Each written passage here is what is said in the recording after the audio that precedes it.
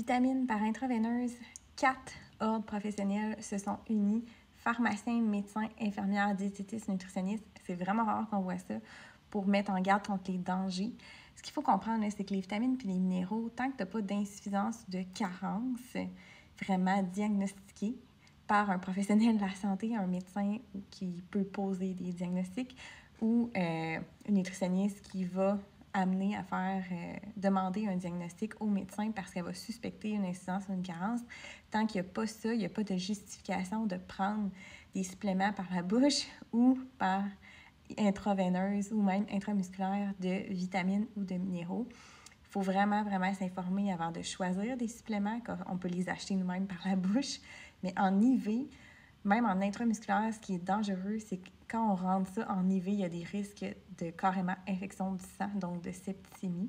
Ça peut être vraiment grave. Puis même que quand on traite une carence en vitamines ou en minéraux, la voie à privilégier, c'est toujours par la bouche. Après ça, en dernier recours, on va utiliser la voie intraveineuse parce qu'il y a plein de risques qui sont associés à ça. C'est pas miraculeux, ça va pas booster le système immunitaire, ça va pas changer le métabolisme. S'il y a une carence ou une insuffisance d'apport en une vitamine ou un minéraux, oui, il peut avoir des conséquences sur le fonctionnement du corps. Puis oui, ça peut affecter même le système immunitaire selon la vitamine ou le minéral, etc. Ça peut affecter l'énergie, mais s'il n'y a pas de carence ou d'insuffisance, quand on prend un supplément, ça ne va pas augmenter le métabolisme ou augmenter le système immunitaire.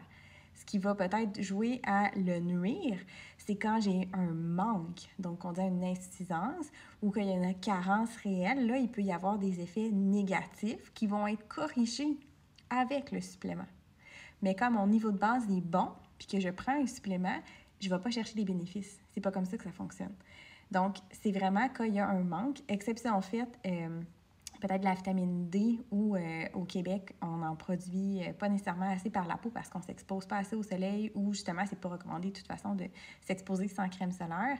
Mais sinon, de façon générale, après ça, c'est du cas par cas pour aller voir est-ce que vous êtes à risque de carence ou d'insuffisance d'apport dans une certaine vitamine ou un certain minéral.